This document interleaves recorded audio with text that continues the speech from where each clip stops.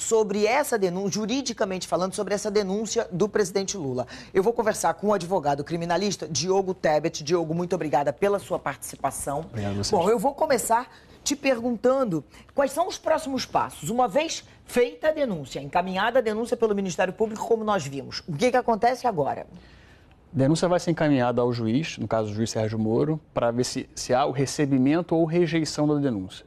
Há esses dois caminhos. A partir do momento que o juiz recebe a denúncia, ele cita os réus, eles têm 10 dias para apresentar resposta à acusação, como se fosse uma contestação, uma peça defensiva inicial a rebater os argumentos da acusação.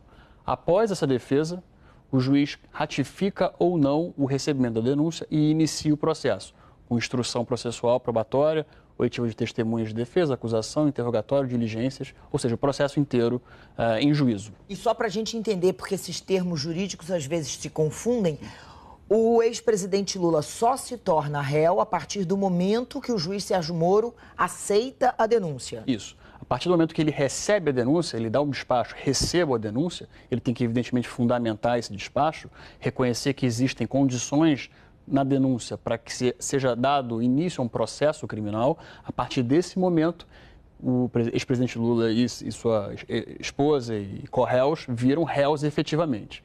No momento, ele é denunciado, ele não é réu ainda. E esse prazo, não existe um prazo para o juiz Sérgio Moro definir se aceita ou não essa denúncia?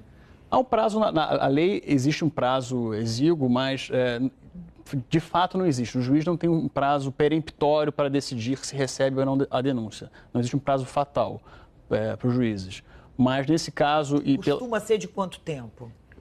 Pela velocidade que os processos da Lava Jato correm... Pela experiência em Lava Jato. A partir do momento que chega ao gabinete do juiz, acredito que em menos de uma semana. Queria te fazer outra pergunta ainda com relação à denúncia. A gente viu aí, você acompanhou, o Diego estava aqui no estúdio com a gente acompanhando, você acompanhou aí a defesa do ex-presidente Lula dizendo que a Procuradoria não apresentou provas. Aí eu te pergunto, uma denúncia apresentada sem prova, ela se sustenta? Evidentemente que não. A denúncia tem que ter indícios mínimos de autoria e materialidade do delito. O que é isso? Autoria é quem cometeu um crime supostamente e materialidade delitiva são elementos mínimos de prova, que é a justa causa para a ação penal. Isso também só vai ser verificado pelo juiz. Evidentemente que a defesa se antecipou dizendo que não há esses elementos, não há elementos de prova. Até foi interessante, até um debate entre acusação e defesa ao vivo quase, né? Na mídia, até um novo tempo para um processo penal. Né? O processo penal se faz por escrito na frente do juiz. A gente vê agora a acusação e defesa utilizando a mídia para expor seus argumentos. É até interessante essa nova abordagem. Agora, tem que ter um mínimo de provas. Um mínimo de provas para se sustentar e iniciar um processo. O procurador citou ali que as provas são além de qualquer dúvida razoável. Essa é uma abordagem e uma frase que é dita pelo juiz no momento da sentença, para condenar.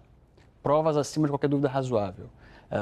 No momento da denúncia, a prova não necessita dessa carga probatória. Ela tem que ser mínima para se iniciar. Então, essa análise de que provas além de qualquer dúvida razoável... Uma expressão jurídica foi que público interno é que entendeu. Pois é, e nesse momento não era para o promotor fazer essa afirmação, sim para o juiz no final do processo. Deixa eu te perguntar outra coisa.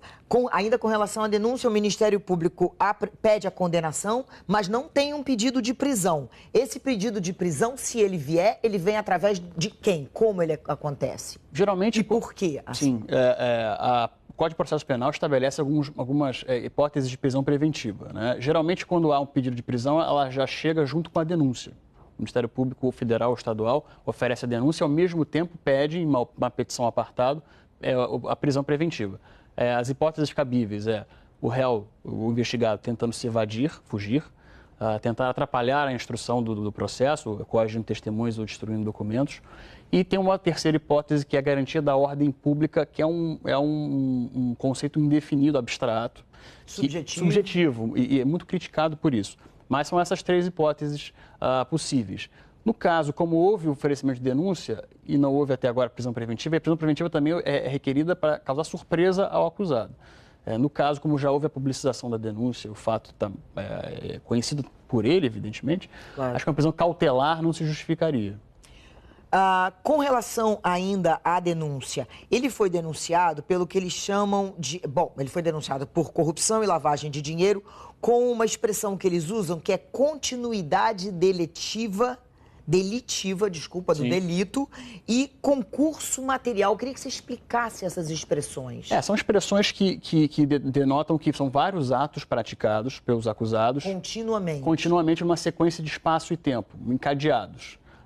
E isso no Código Penal é uma figura que você, no concurso material, você soma as penas dos crimes e na continuidade deletiva você pega a pena do crime mais grave e acresce uma fração.